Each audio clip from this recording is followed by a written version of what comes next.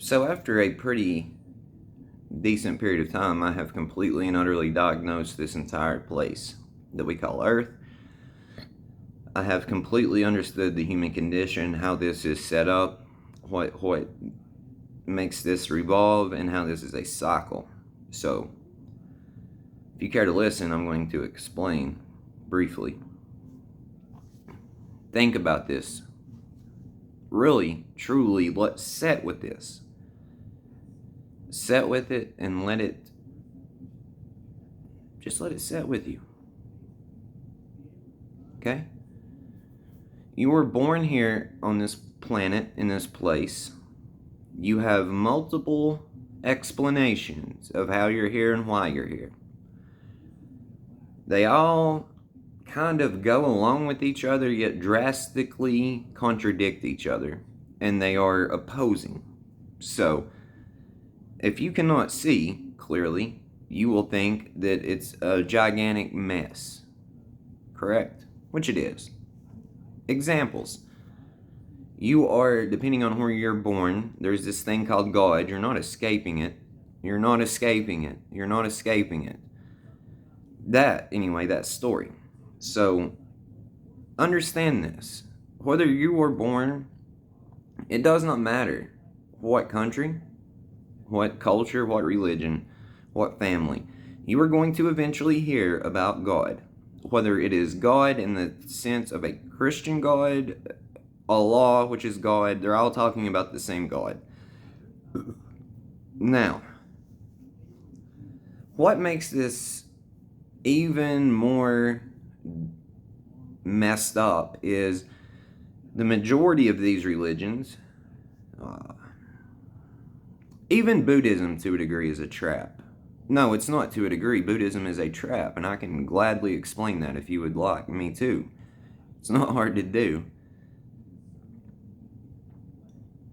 So, but with religion more so than not, it is essentially they paint a picture and paint you in a box to where you do not feel safe here. This is my biggest concern, is people don't feel safe here. Why do they not feel safe here? Well, let me explain it to you. More than likely, you were born into a family where some stuff went on, some trauma, some cycles, and just realize that it's cycles of human nature. Meaning, if you were born into a strict family, you got all this stuff pushed on you. You got molded and shaped by that. You carry a lot of resentment and not thinking you're good enough, probably, based upon your parents. And in all fairness, they probably are just doing that for one, because they want better for you than them, and for two, it could be their inadequacies in life, them wanting to project that onto you. So that right there is a gigantic issue. It's a cycle. So you take into account the fact that you're put here and you have this weird stuff going on to where it's almost like you're afraid to be yourself, because you're so afraid that if you're not yourself, that people will not accept you, or that you will go to hell, or you will be punished. And the thing is, no one is themselves hardly. So everyone is walking around here putting on a mask, pretending to be something they're not, to fit into something they don't like, don't agree with, and don't even want to be a part of. Then let's take it up a notch, right?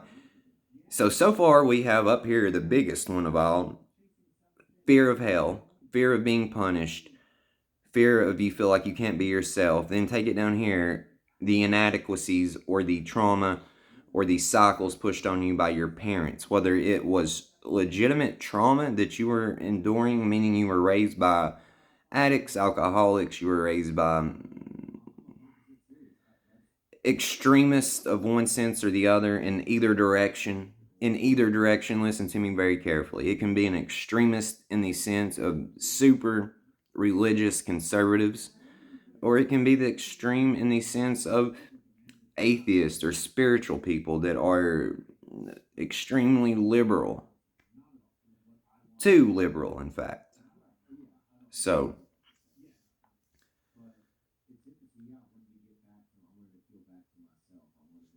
now let's bring it down here to this level. then you are taking part in a system that is designed to keep you trapped and stuck, meaning money. You know, you need a house to survive. You need food to eat to survive. You need water to be able to survive. You need electricity to be able to survive. And you were charged for it. A lot, by the way. So it's almost like your entire life's existence is nothing more than a weird little cycle of you're born told a bunch of BS. It builds up this programming in your mind. It creates trauma. And then your entire reality is running off that system programming. Okay? Then, even more so, you are threw out here into this world that is designed and seems like a gigantic rat race. That's where it's every man for themselves. It feels like you can't open up. It feels like you can't speak against it. It feels like you are an outcast. And then it makes you seclude yourself to a degree, or be something you're not to fit into it. And you wonder why people are miserable. You wonder why people are depressed. You wonder why people are suicidal. You wonder why people turn to drugs and alcohol.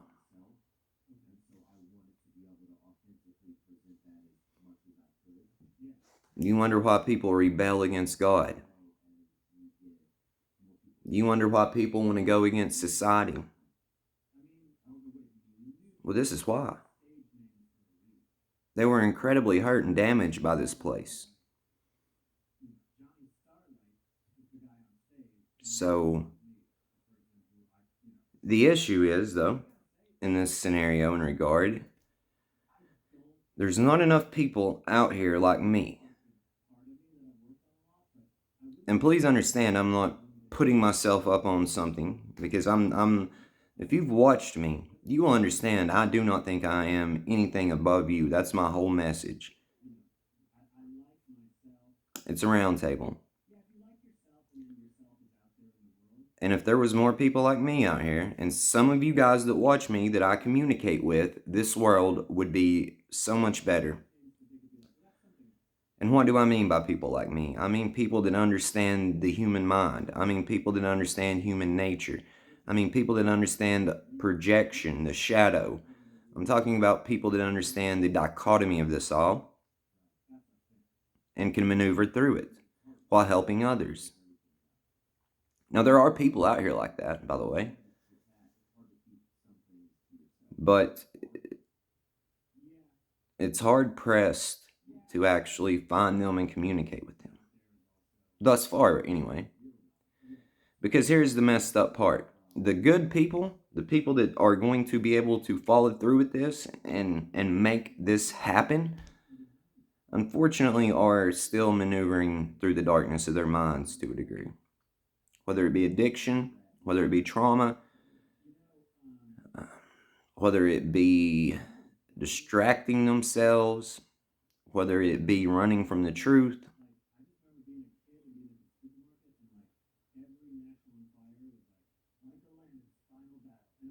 Not everyone, but there's quite a few people I've been keeping my eye on, put it that way, because I have a pretty good recognition of who is built for this.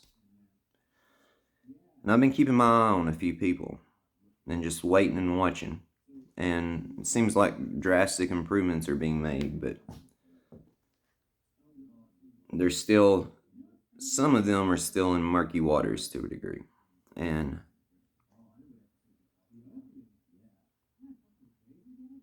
once everyone gets their shit together and gets their perspective in order and unites, this is game over. My only hold up at this point is how much longer do I hold up waiting before I move on to the next phase of this, because I have been presented with some opportunities, and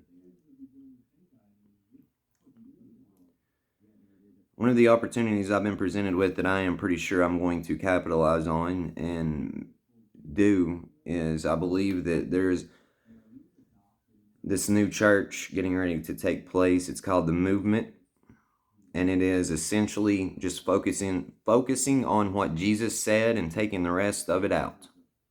Just simply focusing on what Jesus said, which should have been done a long time ago. And the way it's looking right now, I'm going to be the first actual, I don't know the correct term to use here.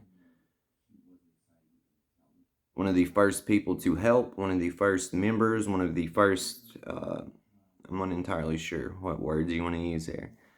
So I'm pretty excited about that because I believe it is my life's work and mission to help others either completely steer clear of the mistakes I have made or to help them walk through what they're going through from my experience and through my example.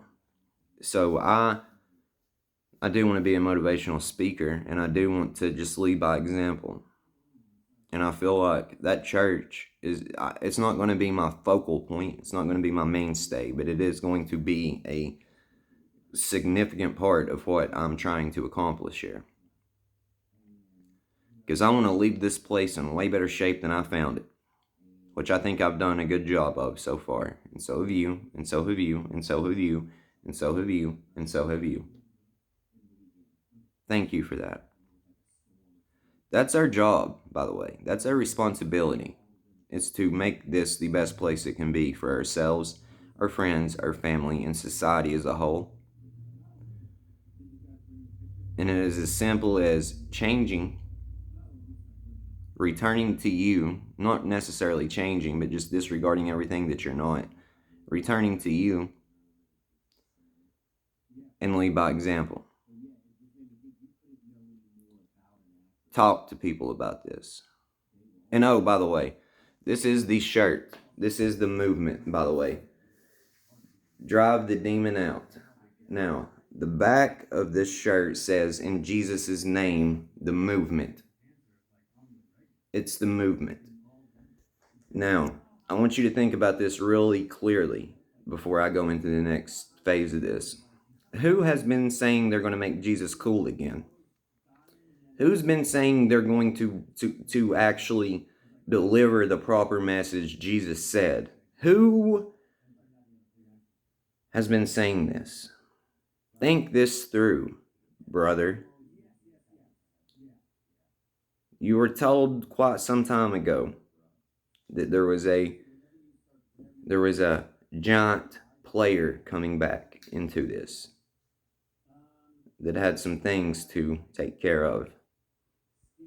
So, who do you think that is? Can you think back the past 4 years? What happened? What else happened the past 4 years? He gets us. Funded by anonymous billionaires. Spends millions of dollars promoting the word of Jesus and taking Christianity out of it. Who do you think did that? And here's the thing, my friends, my brothers, my sisters. People want to slightly give me a hard time over my use of language, and I've been accused of cherry picking. Oh, let me actually just show you the back of this shirt real quick.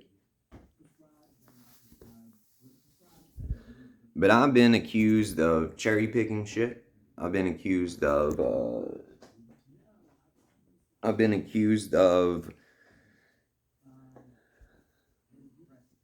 it is what it is, but I have not cherry picked this. Just because I say I believe in God and the stuff that Jesus said is accurate does not mean that I'm talking about the same shit.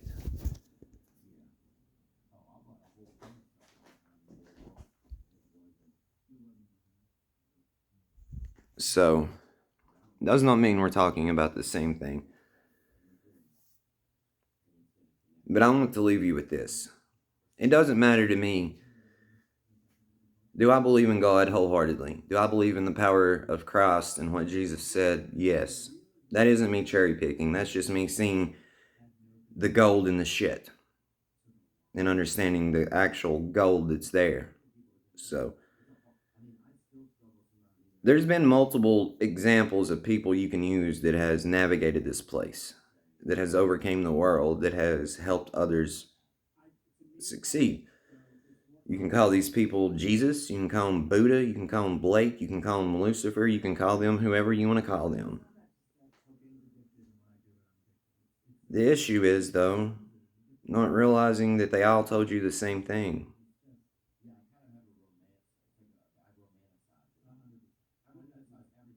If I can do it, you can do it.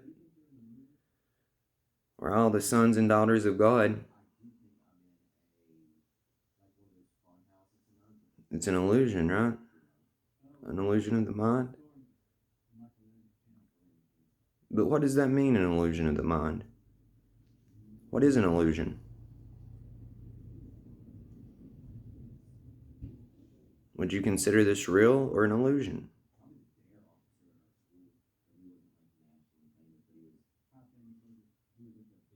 Because you can tell this is not what it has been presented to you as. In fact, I would make the argument that what you were experiencing before was an illusion, and this is real. Dangerously close to getting real. And by dangerously, I mean in a good way. This is the realest it's been.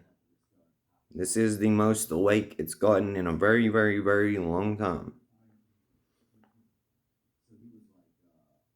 So once this transpires and it syncs up and it clicks,